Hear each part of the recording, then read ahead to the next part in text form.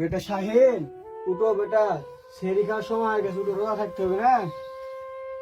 উঠো, চলো। হ্যাঁ আব্বা চলো। উঠো। লে বেটা, খাইলে। আব্বা খালি মুড়ি খাই রোজা থাকবো, ভাত রুটি কিছুই নাই? ভাত রুটি কিছু তো নাই রে বেটা, মুড়ি খেয়ে থাক। ঠিক আছে আব্বা, ইফতারের সময় ভালো কিছু নিয়ে আসো। আচ্ছা, তুই এখন মুড়ি খা, আমি তার সময় ভালো কিছু লেখার চেষ্টা করবো। ঠিক আছে। বেটা শাহিন, জি আব্বা।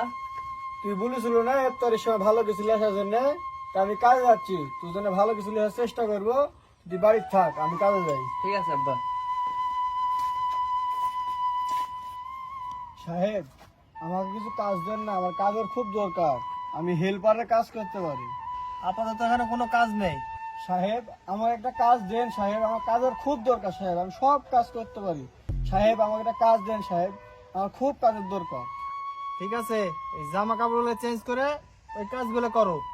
ঠিক আছে সাহেব।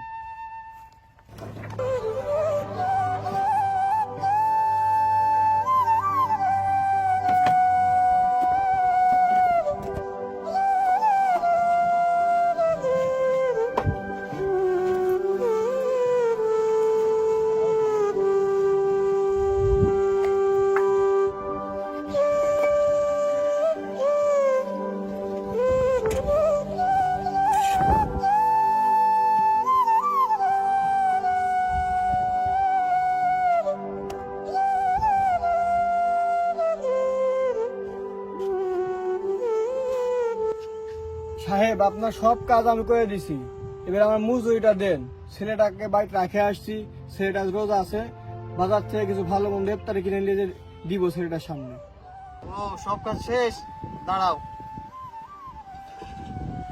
এই নাও তোমার কাজের মজুরি 100 টাকা। আজকের মনে 100 টাকাই দিলাম। আপনাকে অনেক ধন্যবাদ সাহেব, আজ আমি আসি।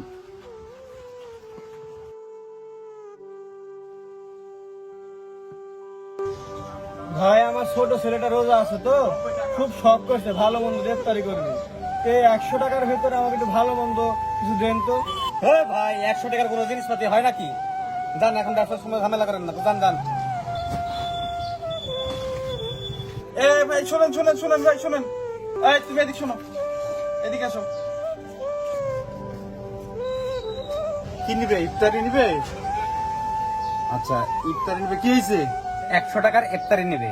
100 টাকার ইফতারি নিবে? আচ্ছা, দ্রব্যমূল্য তো সব জিনিসের দাম বেশি, এটা আমাদের তো কিছু করার নাই। 100 টাকার নিক আর 1 টাকার নিক, তোমাকে হাসি খুশি করে কাস্টমাররে বিদায় করতে হবে। তো যাই হোক, 100 টাকার ইফতারিতে তোমার যদি টাকাতে না হয়, সব জিনিসের যেহেতু দাম বেশি, প্রয়োজনে তারে ইফতারি তো অন্য কিছু না, তারে ফ্রি দাও। তারপরও তার যেন ইফতারি ছাড়া বাড়িতে না যায়, তুমি আরে হ্যারে ইফতারি দাও। আচ্ছা ভাই, চলেন।